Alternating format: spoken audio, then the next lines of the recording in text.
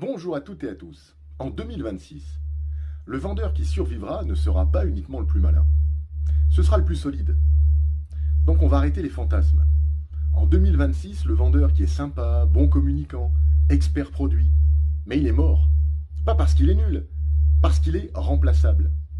Une IA expliquera toujours mieux que lui. Les comparateurs répondront toujours plus vite. Et les scripts feront plus propres.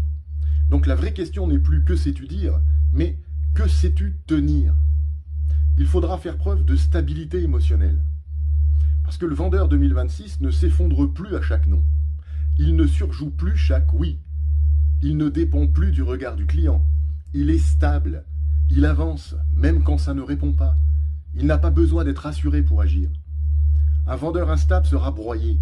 Un vendeur stable deviendra rare, donc cher, forcément.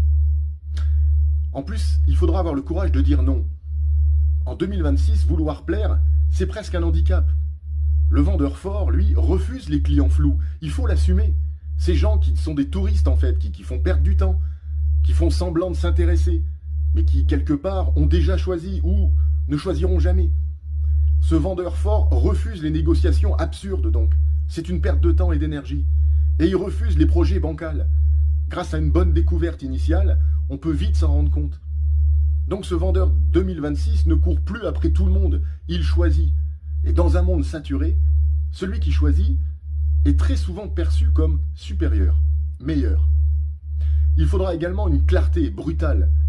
C'est que le vendeur 2026 ne noie pas sous des tonnes d'informations, il tranche, il simplifie ce que tout le monde complique. Il met des mots là où les clients sont confus.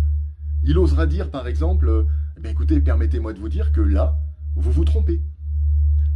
Que sur ce point, vous perdez du temps. Que là, on évite de prendre une décision. Et c'est une erreur. Et paradoxalement, c'est pour ça qu'on va l'écouter. Il fera preuve aussi d'une autorité calme. Je ne parle pas d'agressivité. Mais il n'y aura plus la place pour le forcing, la manipulation outrancière. Plus de pression. Le vendeur 2026, je dirais, n'insiste pas, il pose. Sa posture suffit. Son calme impose. Sa cohérence rassurera. Donc le but n'est pas d'argumenter dans la panique ou de se justifier. On est là, aligné, et ce sera suffisant. À partir du moment, bien évidemment, où on maîtrise parfaitement son service, son produit et sa méthode de vente. Il faudra faire preuve également d'une vraie endurance mentale. Le marché va peut-être ralentir.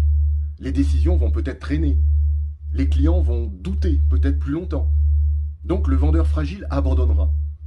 Le vendeur endurant, lui, accumulera. Pas par talent, mais par résistance.